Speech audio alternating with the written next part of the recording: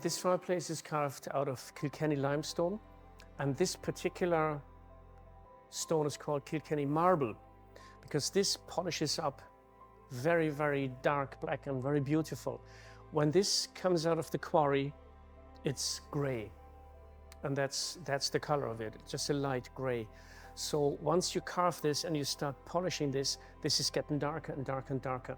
And that's why this is called a Kilkenny marble, because it just polishes up so beautifully.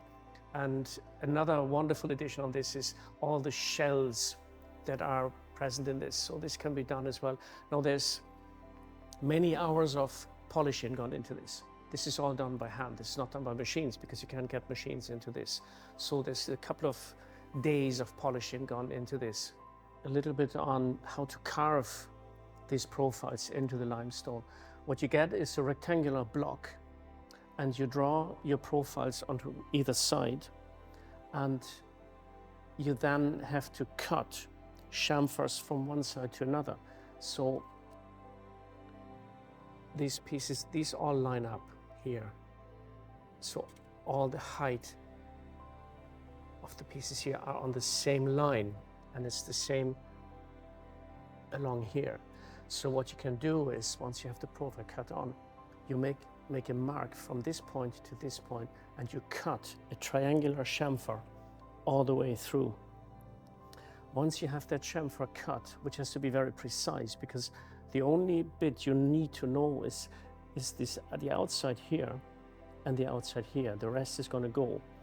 Once you have that cut, you then mark out the points where the recesses are from this side to the other. So you transfer that, and then you cut out the next pieces. If you are at 90 degrees with a plain piece, that's not that difficult.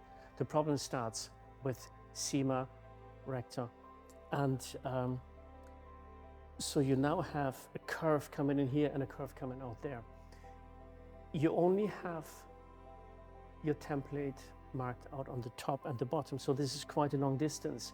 In order to carve this all the way through, you probably have to have 2 slots that you cut in here with a counter template. So you get a counter template made of this, and you start cutting into the stone following your counter template, and you constantly check the counter template, and you create this profile with your counter template. This is now just a strip cut into the stone, and you do the same somewhere around here.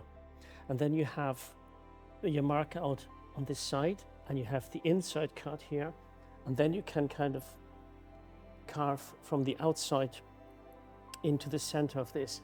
And that's just a question then of having a good enough eye to do this, and also constantly checking with your counter template that you reach this curve.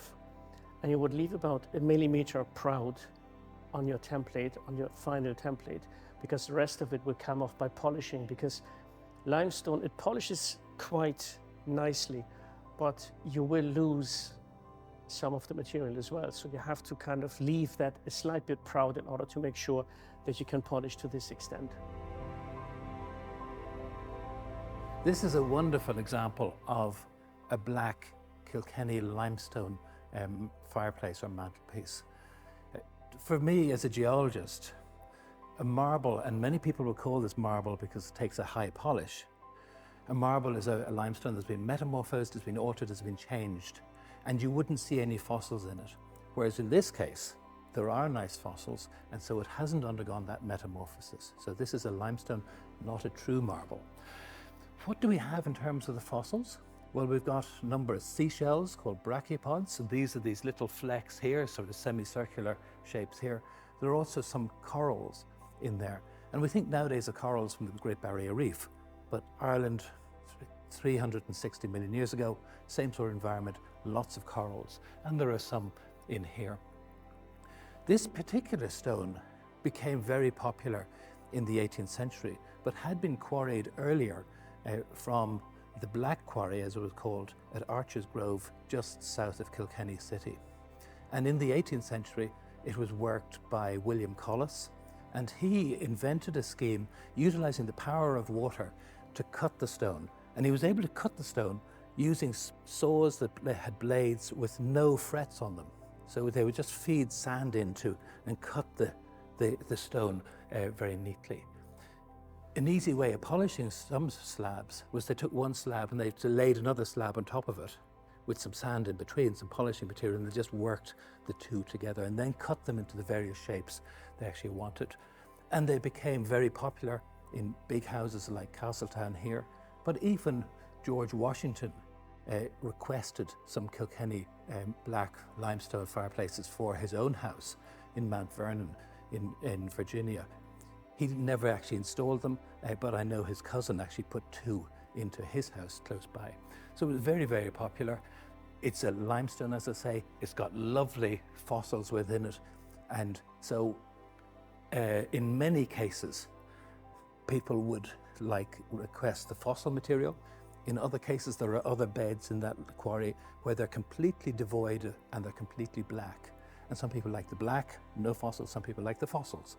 Or you can get a nice mixture, and there has been some fireplaces and mantles where they actually use a nice mixture of the two.